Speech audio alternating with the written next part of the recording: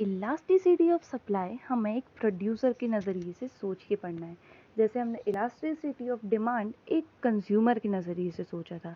अब प्राइस की सप्लाई की इलास्टिसिटी बताने वाले चैप्टर को हम कहते हैं इलास्टिसिटी ऑफ सप्लाई। ठीक है, अब यहाँ पे लॉ ऑफ सप्लाई काम करता है। लॉ ऑफ सप्लाई क्या कहता है, जब प्राइस बढ़ता है कोई सी चीज़ का तो हम सप्लाई बढ़ाते हैं, प्राइस कम होता है तो हम सप्लाई गिराते हैं। हम प्रोड्यूसर हैं, याद रखना, प्रॉफिट जहाँ होगा हम वहीं जाएंगे।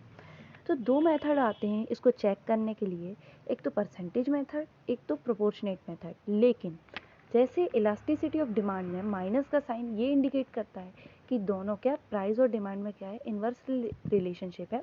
यहाँ कोई भी माइनस का साइन नहीं आता। क्यों? क्योंकि प्राइस और सप्लाई में यहाँ पे एक पॉजिटिव रिलेशनशिप है। ठीक है, तो बाकी मेथड और मतलब जो जितना भी वो है सब सेम है बेटा, पूरा फॉर्मूला सेम है।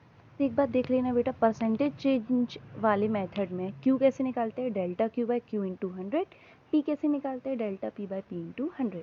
फिर दोनों को ऊपर नीचे करके रख देंगे।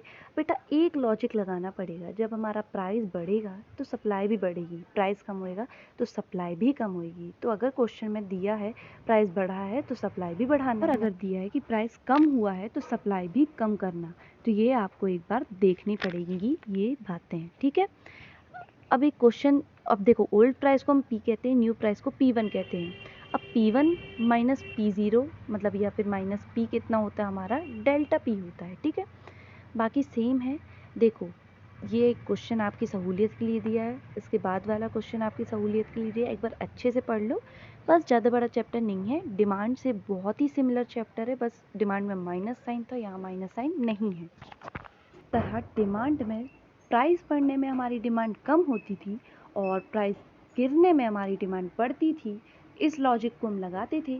वैसे ही इसमें आपको क्या लगाना है, प्राइस बढ़ेगा तो सप्लाई भी बढ़ेगी, प्राइस कम होएगा तो सप्लाई भी कम होगी।